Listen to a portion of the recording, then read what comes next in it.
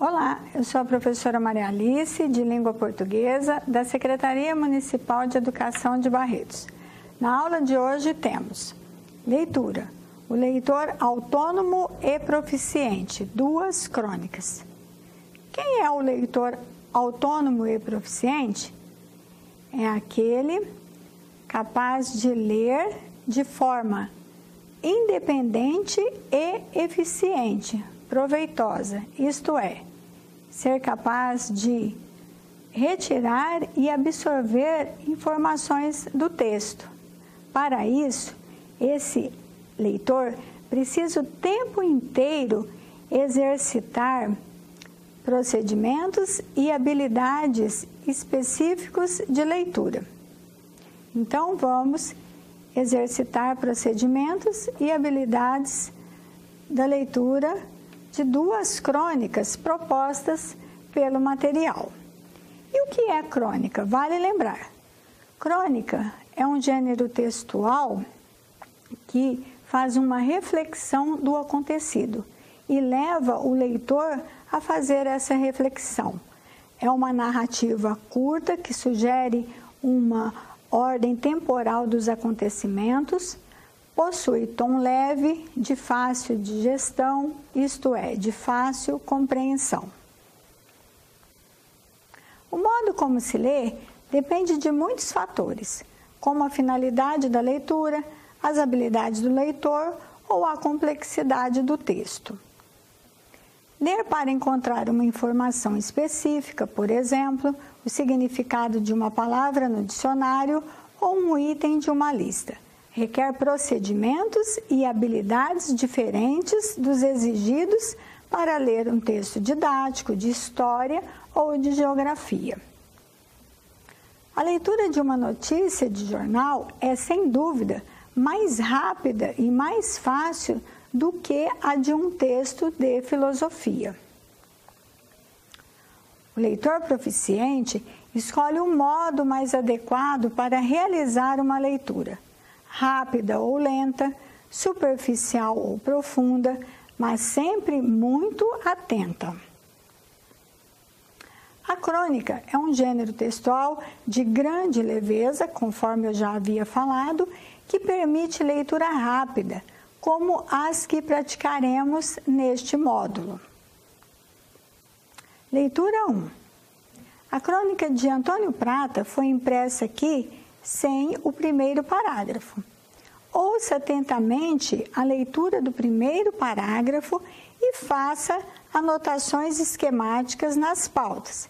Então, aqui nós temos já um procedimento de leitura para se tornar um leitor autônomo e proficiente. Você vai ouvir atentamente a leitura que eu vou fazer do primeiro parágrafo da crônica e vai tentar fazer as anotações esquemáticas correspondentes a esse primeiro parágrafo. Então, a crônica pelo telefone. Parágrafo lá, o primeiro. Acontecimento, telefonema, quando, de onde, quem, caracterização, assunto do telefonema. Então, ouça atentamente o primeiro parágrafo. No último domingo, meu pai telefonou. Fiquei contente, não só porque ele mora em Floripa e sinto saudades, mas por saber que uma ligação sua nunca é para tratar de assuntos sérios. Meu pai desistiu de falar sério lá por 1991. No começo, eu briguei com ele. Achava que era preciso falar sério de vez em quando. Hoje, já não tenho tanta certeza. Quando vejo o prefixo 48 no meu celular, abro um sorriso, esperando ouvir sobre uma partida incrível do Figueirense no estádio da Ressacada, uma versão engraçada do jogo Tetris que ele encontrou na internet ou uma nova teoria que ele vem desenvolvendo lá na varanda dele, de frente para o mar. No último domingo, era a teoria. Então, vamos fazer essas anotações esquemáticas referentes ao primeiro parágrafo. Acontecimento. Um telefonema para o cronista. Quando? No último domingo. De onde? De Floripa, que é Florianópolis, em Santa Catarina. Quem? Do pai do cronista. Caracterização. Um telefonema do pai do cronista nunca era para tratar de assuntos sérios, pois ele havia desistido de falar sério lá por volta de 1991. E assunto do telefonema? Uma teoria sobre, o telefonema era sobre uma teoria que o pai do cronista vinha desenvolvendo lá da varanda de sua casa. Então, vamos continuar com a leitura, vamos descobrir essa teoria. Começou, como de costume, com uma frase pouco razoável, dita com a maior naturalidade. Telefone é uma invenção que não deu certo. Conhecendo bem meu pai, sabia que meu papel era demonstrar assombro, talvez até uma ponta de indignação, para que ele desse sequência ao raciocínio. Como assim não deu certo, pai? Calmo e seguro, ele continuou. Telefone fixo desses presos na parede? Não deu certo. Em primeiro lugar, a chamada nunca era para quem atendia. Ficava aquela gritaria: cadê fulano? Alguém viu fulano? Ou fulano tinha saído ou estava ocupado. Era o que a gente dizia quando alguém estava no banheiro. Aí tinha que anotar o recado. A bique não funcionava, o bloquinho havia sumido, esquecia-se de dar o recado, cada briga que dava por conta de recados não dados, divórcios até. Sem falar naquele fio enroladinho, cruzando a sala, só para a gente tropeçar. Mas pior que tudo, meu filho, era telefone com mau hálito, lembra? O bafo que saía por aqueles furinhos? Um bafo de avô? Não, tio-avô dos outros. Ainda bem que em 2, 3 anos ninguém mais vai ter telefone fixo. Quando meu pai terminou, sugeri que escrevesse essa crônica. Não, filho, escreve você, presente de Natal. Aceitando, perguntei se havia outros objetos cuja obsolescência ele percebera, lá de sua varanda. Não é bem objeto, mas tem o hino nacional. Só serve para 2 coisas: humilhar jogador de futebol e ferrar vestibulando.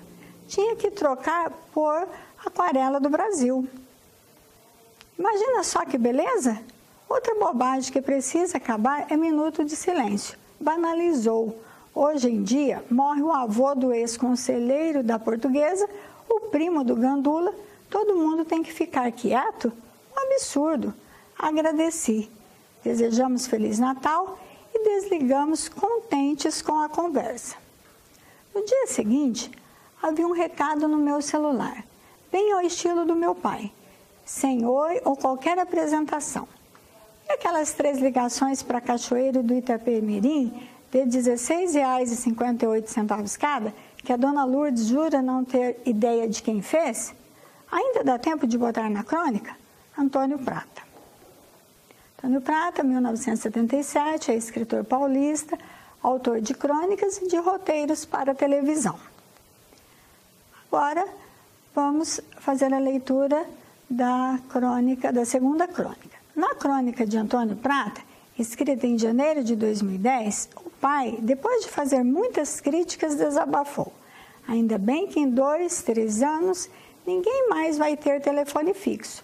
O texto que vamos ler agora é também uma crônica sobre telefones, publicada 6 anos depois, em agosto de 2016.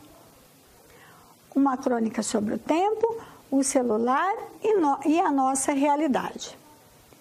A cena se repete todos os dias e todas as horas, do momento em que acordo até um minuto antes de eu dormir. O cenário vai mudando, mas a ação não. Entro no metrô, na Avenida Paulista, na sala de aula ou em qualquer outro lugar e me deparo sempre com algumas cabeças baixas reproduzindo freneticamente o mesmo ato que eu. Vejo vidas sendo orientadas pela mesma luz retangular do smartphone, que me orienta vidas movidas por outras vidas. Ufa, pelo menos eu não sou a única que perdeu o botão de stop. Stop? Só posso estar louca. Essa palavra anda tão desatualizada que ela só ganha significado nas 7 horas de sono, cronometradas pelo meu celular que me despertou. Isso se tivermos sorte. Fora isso, praticamente nenhuma sociedade do século XXI tem tempo. Estamos muito ocupados correndo atrás das demandas da rotina, tentando absorver parte do turbilhão de informações e imagens que recebemos por segundo. É corrido, eu sei. Então, por que em nosso pouco tempo livre ficamos presos diante de uma tela? Poderia ficar aqui citando inúmeras respostas, mas não chegaria a nenhuma conclusão. Além do mais, os motivos são diversos e variam de pessoa para pessoa. Porém, na semana passada escutei que enquanto estamos no celular, não estamos no nosso corpo. E foi a partir dessa simples frase que refleti sobre o que eu acredito que seja o grande atrativo por trás desse aparelho, o escapismo. Pense em quantas realidades, mesmo que ilusórias, podemos entrar em apenas uma mexida no celular. Hoje mesmo eu entrei em várias. No metrô, li uma notícia das Olimpíadas e voei rapidinho para o Rio de Janeiro, onde Thiago Braz acabara de ganhar ouro no salto com vara. Pouco tempo depois, vi o nascer do sol em Fernando de Noronha, andando pelo mar de concreto da Avenida Paulista. Na sala de aula, acompanhei vidas aleatórias no Snapchat ou no Instagram, que pareciam mais interessantes que a minha no momento. Nos outros lugares, a mesma coisa, só que em cenários diferentes. E assim o nosso tempo voa em um piscar de olhos. O quê? Já se passaram 3 horas? Horas de ilusão, minutos de escapismo e vários likes de indiferença. Geração que de tanta informação já até perdeu o botão de stop. Stop? Aquele que pausa o virtual e dá play na realidade? Ninguém quer ele não. Laura Cesar. Então aqui temos uma observação. No parágrafo 7 da crônica de Laura Cesar, foi acrescentada a palavra SIC, entre colchetes, para indicar que o acento grave foi usado incorretamente pela autora ou por quem digitou o texto. Naquela parte que ela fala, não chegaria a nenhuma conclusão. Sabemos que antes do pronome indefinido nenhuma, não se usa crase. Portanto, a forma correta não chegaria a nenhuma conclusão, sendo esse a só preposição. SIC, palavra que, entre parênteses ou colchetes, se intercala numa citação ou se pospõe a essa para indicar que o texto original está reproduzido exatamente por errado ou estranho que se possa parecer. Dicionário Howard. Aqui vamos ver outro procedimento, né? É utilizado pelo leitor autônomo e proficiente. Veja um resumo da crônica de Laura Cesar em 3 parágrafos. A autora descreve uma cena muito comum em nosso tempo.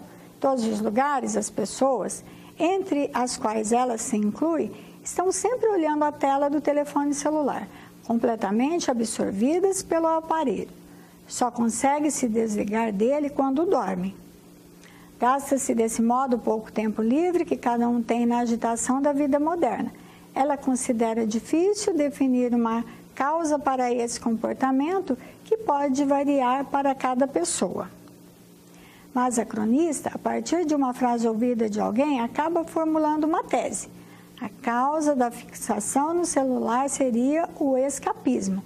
Através dele podemos fugir de nosso cotidiano e viajar para outras realidades e outros cenários mais interessantes. Por isso, segundo ela, o mundo virtual da telinha suplanta nosso interesse pelo mundo real. É isso, pessoal. Até a nossa próxima aula.